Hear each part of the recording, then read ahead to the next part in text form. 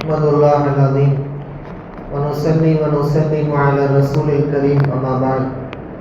قال الله تعالى في كلامه القديم والفرقان الحميد: أعوذ بالله من الشيطان الرجيم. بسم الله الرحمن الرحيم.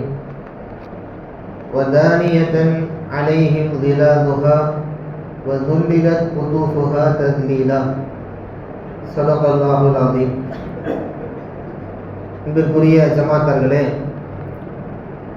சூரா தஹ்ரில் வரக்கூடிய சுவனவாசிகளின் ஏற்பாடுகள், சுவனம் எப்படியெல்லாம் இருக்கும் என்ற தயாரிப்பு, இதை அல்லாஹ் அழகாக கூறுவான். நேற்று ஓதப்பட்ட சூரா அது 29வது ஜுஸில் வரக்கூடிய சூரா தஹர். இந்த சூராவுக்கு இன்சான் அப்படின்ற இன்னொரு பேரும் இருக்கு, சூரத்துல் இன்சான் அப்படின்னு. ஒரு மனிதன் இந்த உலகத்தில் வாழுகின்ற பிரதான நோக்கமே அல்லாஹ்வை வணங்க வேண்டும் என்பதுதான். உலகத்தில் வாழ்கிறோம் அப்படின்றதுனால அல்லாஹ் கொடுக்குற ஒரு சின்ன வாய்ப்பு தான் உலக ஆதாயங்களை நீங்கள் கொஞ்சம் தேடிக்கொள்ளுங்கள், மூழ்கி விடாதீர்கள் அப்படின்னு அல்லாஹ் அதை வரம்போடு தான் பயன்படுத்த சொல்கிறான். ஒரு எல்லைக்கு உட்பட்டு தான் உங்களின் ஆசை இருக்க வேண்டும். மீதம் உங்களுடைய நோக்கம் முழுக்க என்னை சார்ந்து மட்டுமே இருக்க வேண்டும். இதுதான் அல்லாஹ்வுடைய கட்டளை. அப்போ ஒரு அடியார், ஒரு முஸ்லீம் இந்த உலகத்தில் அல்லாஹ் அல்லாஹ் என்று வாழுகிறார் என்றால், அப்போ அல்லாஹ் அதற்கு ஒரு வெகுமதியை, பரிசை கொடுக்க வேண்டும் அல்லவா? அதுதான் சொர்க்கம். சுவனம் நரகத்தை மாதிரி அது ஒரு பிரம்மாண்ட படைப்பு. ஒரு 10 நிமிஷம் ஒரு காலவர் இந்த டைப்புக்குள்ளே சொல்லி முடிக்கிற டாபிக் அல்ல இந்த சொர்க்கம் நரகம் அப்படின்ற தலைப்பெல்லாம். இருந்தாலும் ஒரு சில விஷயங்களை சொல்லி நான் நிறைவு செய்கின்றேன். சுவனவாசிகள் சொர்க்கத்திற்கு உள்ளே அழைக்கப்படுவார்கள், வெல்கம் பண்ணுவாங்க மலக்குமார்கள்லாம். உள்ளே வந்த உடனே அவங்களுக்கு அல்லாஹ் செய்யக்கூடிய ஒரு ஏற்பாடு என்னன்னா, மவுத் இருக்கு இல்லையா, மரணம். இந்த மரணத்தை அல்லாஹ் ஒரு ஆட்டின் உருவத்தில் கொண்டு வருவான். ஒரு ஆட்டினுடைய உருவத்தில் மரணத்தை அல்லாஹ் கொண்டு வந்து சொர்க்கவாசிகள் கோடிக்கணக்கான பேரை நிற்க வைத்து அல்லாஹ் சொல்லுவானா, இது பாருங்க, இதுதான் மரணம். மரணத்தை நான் ஆட்டோட உருவத்தில் கொண்டு வந்திருக்கிறேன். உள்ளே வந்துட்டீங்க இல்லையா, இதுக்கப்புறம் உங்களுக்கு மரணமே கிடையாது. நான் மரணத்திற்கே மரணத்தை கொடுக்க போகிறேன். எப்படி? மரணத்துக்கே நான் மரணத்தை கொடுக்க போகிறேன்னு சொல்லி அந்த ஆடு அறுக்கப்படும். அப்போ மரணத்துக்கே அல்லாஹ் மரணத்தை கொடுப்பான். எங்கே? சொர்க்கத்தில். சொல்லிவிட்டு அங்கே சொர்க்கவாசிகளுக்கு சொல்லப்படும், ஹுலூதுன் ஹுலூதுன் லா மவுத், நீங்கள் இங்கே நிரந்தரமாக இருக்கின்றீர்கள், உங்களுக்கு மௌத்தே கிடையாது அப்படின்னு அல்லாஹ் மலக்குமார்கள் விட்டு சொல்லுவான். சொர்க்கவாசிகள்லாம் சந்தோஷ கழிப்பில் இருப்பார்கள். மேலும் அங்கு சொல்லப்படும், இன்னலக்கும் அன் தஸிஹு ஃபலா தஸ்கமு அபதா, உலகத்தில் நீங்கள் நோய்வாய்ப்பட்டு கஷ்டப்பட்ட மாதிரி, துன்பங்களில் சிரமப்பட்ட மாதிரி இங்கே இப்படி இருக்க மாட்டீங்க. முழுக்க முழுக்க நீங்கள் ஆரோக்கியமாக இருப்பீர்கள், உங்களுக்கு எந்த நோயும் வராது. இது முதல் வார்த்தை. அடுத்து அல்லாஹ் சொல்லுவான், வஇன்னலக்கும் அன் தஷிபு ஃபலா தஹ்ரபு அபதா, உலகத்தில் உங்களுக்கு ஒவ்வொரு வருஷம் ஒவ்வொரு நாள் உடம்புல தளர்வு ஏற்படுற மாதிரி, நீங்கள் வயது கூட்டிகிட்டே போகிற மாதிரி இங்கே வயதுனா கூடாது. வஇன்னலக்கும் அன் தஷிபு, நீங்கள் வாலிபர்களாகவே இருப்பீர்கள். ஃபலா தஹ்ரபு அபதா, நீங்கள் முதுமையை அடையவே முடியாது. இப்படி ஒரு வார்த்தை சொல்லப்படும். சரி, வாலிபர்கள்லாம் எத்தனை வயசு? ஹதீஸில் ரசூலுல்லாஹ் சொல்கிறாங்க, 33 வயசில் ஒரு வாலிபராக மாறி அவர் சொர்க்கத்திற்குள் நுழைவார். இன்னைக்கு வாழக்கூடிய 80, 90, சில பேர் 120, ரொம்ப ரேர் இவங்கலாம். இன்னைக்கு எல்லாமே 60, 70லே போயிடுறாங்க. சில பேர் 40லே. நம்ம உணவு முறை அப்படி இருக்கு இன்னைக்கு. இப்போ எத்தனை வயசு வரைக்கும் உலகத்தில் வாழ்ந்தாலும் அவர் சொர்க்கத்துக்குள்ளே என்ட்ராகும் போது அவர் வயசு 33. 33 வயது அப்படின்றது ஒரு துடிப்பான ஒரு இளமையான பருவம். அது அந்த பருவத்தில் அல்லாஹ் இவங்களை கொண்டு போவான்னு சொல்கிறான். அது ஆணாக இருக்கட்டும், பெண்ணாக இருக்கட்டும். சொல்லிட்டு அடுத்து அங்கே சொல்லப்படுகிறது, வஇன்னலக்கும் அன் தன்அமு ஃபலா தப்அசு அபதா, நீங்கள் எப்போதும் சந்தோஷமாகவே இருப்பீர்கள், ஒரு நிமிடம் கூட உங்களுக்கு கவலை இருக்காது. உலக வாழ்க்கையில் தான் அல்லாஹ் சொல்கிறான், இன்ன மஅல் உஸ்ரி யுஸ்ரா, உலக வாழ்க்கையில் உங்களுக்கு கஷ்டமும் இருக்குது, லேசும் இருக்குது. உங்களுக்கு நான் துன்பத்தையும் கொடுப்பேன், இன்பத்தையும் கொடுப்பேன். இப்படி சொல்கிறேன் அல்லாஹ். அங்கே என்ன சொல்கிறான்னு பாருங்க, நீ உள்ளே வந்துட்டீங்கல்ல, இதுக்கப்புறம் முழுக்க முழுக்க உங்களுக்கு என்னதான்? சந்தோஷம்தான், ஃபுல்லாக இன்பம் தான், நீங்கள் நினைக்கிற எல்லாமே கிடைக்கும், உள்ள உங்களுக்கு எந்த கஷ்டமும் கிடையாது அப்படின்னு சொர்க்கவாசிகளுக்கு முதல்ல அவங்க உள்ள என்ட்ரான உடனே அவங்க சந்தோஷப்படுற மாதிரி வார்த்தைகளை அல்லாஹ் சொல்லுவான் அப்படின்றது ஹதீஸ்ல வருது. சொர்க்கத்தினுடைய பிரம்மாண்டத்தை குறித்து ரசூலுல்லாஹ் சஹாபாக்களின் சமூகத்தில் ஒரு வாட்டி பேசுறாங்க. நல்லா கவனிங்க, சொர்க்கம் எவ்வளவு பிரம்மாண்டமானது நீங்க கொஞ்சம் யோசிச்சு பாருங்க. சொர்க்கத்தில் ஒரு மரம் இருக்கும், அந்த மரத்தின் பெயர் தூபா. தூபா அந்த மரத்தின் பெயர். அதனுடைய நிழல் எவ்வளோ பெருசு இருக்கும்னா, ஒரு வேகமான குதிரையை, வேகமான பந்தய குதிரை இருக்கா இல்லையா, இதை ஒருத்தன் ஓட்டிட்டு போனா எவ்வளவு வேகமா ஓட்டுவான். அந்த குதிரையில ஒருத்தர் 100 வருஷம், எப்படி 100 வருஷம் அவன் வேகமா ஓட்டிட்டு போனாலும் அந்த மரத்தின் நிழலை அவன் கடக்க முடியாது.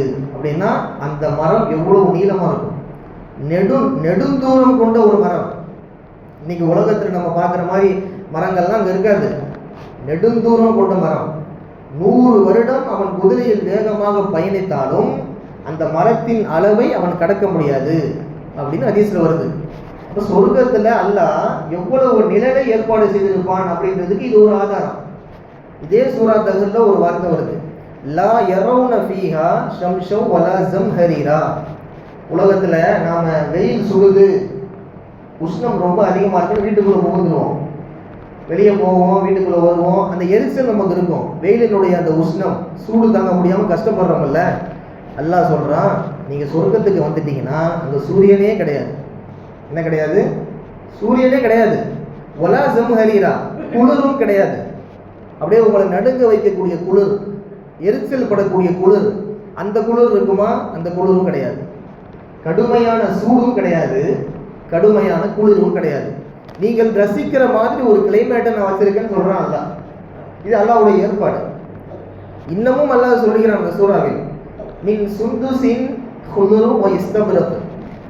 சொர்க்கவாசிங்க போட்டிருக்க ஆடை இருக்கு இல்லையா, ட்ரெஸ்ஸு, இந்த ட்ரெஸ் கோடு பார்த்தீங்கன்னா எப்படி இருக்கும்? அப்படியே பச்சை கலரில் மேலே போட்டிருந்தாங்கன்னா அப்படியே குஷன் மாதிரி ஒரு ஃபீல், அப்படியே பஞ்சு மாதிரி ஒரு ஃபீலில் அல்லாஹ் அதை தயாரிச்சிருப்பேன்னு சொல்கிறான். அந்த ஆடைக்கு பேர் தான் சுந்தூஸ், ஒரு ஆடைக்கு பேர். இன்னொரு ஆடைக்கு பேர் இஸ்தப்ரக், இது குர்ஆன்ல வருது. இப்போ ஆடையினுடைய விஷயம் இப்படி இருக்கும். அது மட்டும் இல்லை, ஒரு தானியத்தினாலேயும் திலாலுகா, சொர்க்கவாசிங்க அப்படி படுத்திருப்பாங்க. படுக்கும் போது பார்த்தீங்கன்னா சொர்க்கத்தினுடைய மரக்கிளைகள் இருக்குல்ல, அந்த கிளைகள் அவங்க மேலே அப்படி உரசிட்டு நிற்கும். கிளைகள் மட்டுமல்ல, துல்லிலத் குதூஃபுஹா தத்லீலா, பழங்களும் அவர்கள் இப்படி கையை நீட்டினாங்கன்னா பழத்தை இப்படி பறிச்சிடலாம். அவ்வளவு நெருக்கமான பழங்களை நான் கிட்ட வைத்திருக்கிறேன் அப்படின்னு சொல்றான் அல்லாஹ். குர்ஆன்ல வரக்கூடிய வார்த்தை இதெல்லாம். அப்போ நமக்கு சிரமம் அப்படின்றதே கிடையாது. இங்கே தான் நம்ம பசங்க என்ன பண்ணுறாங்க, கல் எடுத்து அடிக்கிறாங்க, ஒரு பழம் வேணும்னா மரத்தில் ஏறுறாங்க. அங்கே அப்படி இல்லை. அல்லாஹ் எல்லாமே நமக்கு நோகாம, நாம் இந்த உலகத்தில் பட்ட கஷ்டத்துக்கு அடியார்களுக்கு அல்லாஹ் ஏற்படுத்தி வைத்த சொர்க்கம் ரொம்ப ரொம்ப அலாதியானது. நாம் கொஞ்சம் கூட கற்பனைக்கு எட்டி பார்க்காத ஒரு விஷயம் இந்த சொர்க்கம். இப்போ நாம் சொல்லும் போது நீங்கள் ஒரு கற்பனையில் வந்திருப்பீங்க, சொர்க்கம் இப்படியெல்லாம் இருக்கும்ல அப்படி ஒரு கற்பனைக்குள்ளே வந்திருப்பீங்க. கிடையாது. உங்கள் கற்பனை தாண்டி பல 100 மடங்கு அது பயங்கரமான படைப்பு, பயங்கரமான ஒரு படைப்பு. நீங்கள் கொஞ்சம் கூட உள்ளத்தில் சிந்திச்சு பார்க்க முடியாது. உங்கள் நினைப்புக்கும் சொர்க்கத்தை அல்லாஹ் ஏற்படுத்தி வைத்த அந்த இணைப்புக்கும் கொஞ்சம் கூட தொடர்பே கிடையாது. அது வேற மாதிரி இருக்கும், அது ஒரு தனி உலகம். இப்போ குர்ஆன்ல பாருங்க, அல்லாஹ் ஆறுகளை நான் ஓட விடுவேன் என்று சொல்லுகிறான் சொர்க்கத்துக்கு கீழே. குர்ஆன்ல ஆங்காங்கே வரும், ஜன்னாத்துன் தஜ்ரி மின் தஹ்திஹல் அன்ஹார். இந்த வசனம் அடிக்கடி குர்ஆன்ல வரும், நீங்க பார்ப்பீங்க. ஆனால் என்ன ஆறு? அந்த ஆறையும் அல்லாஹ் சொல்றான். சூரா முஹம்மது வருது, முகமது என்று நினைக்கிறேன். இதில் வருது, அன்ஹாருன் மின் மாஇன் கைரி ஆசின். அங்கே தண்ணி இருக்கும் அந்த ஆற்றுல, பல கோடிக்கணக்கான சொர்க்கவாசிகள் போய் உள்ள குடித்தாலும் அந்த ஆற்றினுடைய நிறம் மாறாது. இன்னைக்கு ஒரு குளம் இருக்கு, ஒரு ஏரி இருக்கு, ஒரு குட்டை இருக்கு, ஒரு கம்மா இருக்குது. இதில் நம்ம ஆளுங்க குடிச்சா என்ன ஆகும்? அந்த நிறம் கொஞ்சமாவது மாறும், கொஞ்சமாவது மாறும். சொர்க்கத்தில் இருக்க ஆறு அப்படி அல்ல, நிறம் மாறாது என்று சொல்லுகிறான் அல்லாஹ். அன்ஹாரும் மின் லபனின், அந்த பால் ஆறு, பால் சம்பந்தப்பட்ட பாலா ஓடும். அதில் பால் சாதாரண விஷயம் கிடையாது. லம் யத்அமுஹு தஅமுன், சுவை கொஞ்சம் கூட மாறாது. ஒரு பால் நம்ம குடிக்கிறோம், இன்னைக்கு உலகத்தில் மாட்டு பால் குடிக்கிறோம், குடிக்க குடிக்க நமக்கு திகட்டிடும், சொர்க்கத்தில் நீங்கள் குடிக்கிற பால் உங்களுக்கு தகட்டவே செய்யாது. அதெல்லாம் ஒரு ஏற்பாடு. அப்படி பால் ஆறு ஒரு பக்கம் ஓடும், இன்னொரு பக்கம் வன்ஹாரோவின் ஹம்ரின் லத்தத்தின் லிஷாரிபி, மது ஆறு ஓடும். மது, உலகத்தில் மது ஹராம், போதை இருக்கும். ஆனால் சொர்க்கத்தில் இருக்கக்கூடிய மதுவுக்கு போதை கிடையாது. அது இனிப்பாக டேஸ்ட்டாக இருக்கும். அது நம்ம அனுபவித்து பார்த்தா தான் தெரியும். இங்கே நம்ம வார்த்தையில் சொல்லிடலாம், அல்லாஹ்வுடைய படைப்பு ரொம்ப பயங்கரமானது. இப்போ மது ஆறு இருக்குன்னு சொல்கிறான் அல்லாஹ். அடுத்து சொல்கிறான் பாலாறு, மது ஆறு. அதுக்கடுத்து பாருங்க, வன்ஹாரோமின் அசலி முசஃபா, தேன் ஆறு ஓடும். தேன்ல ஆறு ஓடும். ஒரு தேன் இருக்கு, ஒரிஜினல் தேன் எடுத்து நாம இப்படி கொஞ்சம் டேஸ்ட் பண்ணி பார்த்தா நம்ம எவ்வளோ சுகமாக அதை உணர்றோம். ஆனால் அல்லாஹ்வுடைய அந்த தேன் எப்படி இருக்கும் யோசிச்சு பாருங்களேன். இது எல்லாமே அல்லாஹ் ஏற்படுத்தி வைத்த ஆறுகள். இப்போ எவ்வளவு ஏற்பாட்டை அல்லாஹ் செய்து வைத்திருக்கிறான். இப்படிப்பட்ட இந்த சொர்க்கத்தை அடைய வேண்டும் என்றால் நம்ம சாதாரணமாக அடைய முடியாது. உலகத்தில் கஷ்டப்படணும். ஒரு மனுஷன் 60 வருஷம் வாழ்கிறான் அப்படின்னா அவன் 20 வருஷத்தை தூங்கியே கழிக்கிறான். ஒரு நாளைக்கு நீங்கள் 8 மணி நேரம் கணக்கு பண்ணிக்கோங்க. 8 மணி நேரத்தை நீங்கள் வருஷ கணக்கில் போடுங்களேன். 60 வருஷம் வாழக்கூடிய மனுஷன் ஒரு நாளைக்கு 8 மணி நேரம் தூங்குறான்னா 20 வருஷம் அவன் தூக்கத்திலே போகுது. இன்னொரு 20 வச்சுக்கோங்க, அது அவனுடைய சிறுபிராயம், அவனுடைய கல்லூரி, ஸ்கூலு, இப்படி போயிடுது. அடுத்த ஒரு 20 அவனுக்கு கல்யாணம், அவன் வேலை பார்க்கணும், அவனுக்கு குழந்தைகள், அந்த குழந்தைக்கு திருமணம், லைஃப் செட்டில்டு, இப்படி 20 வருஷம் ஓடுது. இப்படியே 60 வருஷம் ஓடி போயிடுது. இதில் அல்லாவை எங்கே நினைச்சு பார்க்குறான் மனிதன்? அல்லாவை எங்கே நினைக்கின்றான்? நினைப்பதற்கான வாய்ப்பு கூட இங்கே இல்லை. ஏதாவது வக்துக்கு வர்றது, தொழுகிறது, சொர்க்கத்தை கூடிய அல்லான்னு கேட்டால் அல்லா எப்படி கொடுப்பான்? ரம்ஜானுக்கு மட்டும் பள்ளிக்கு வர்றது, சொர்க்கத்தை கூடிய அல்லா, பாவ மன்னிப்பை கொடு, எப்படி எல்லாம் கொடுப்பான்?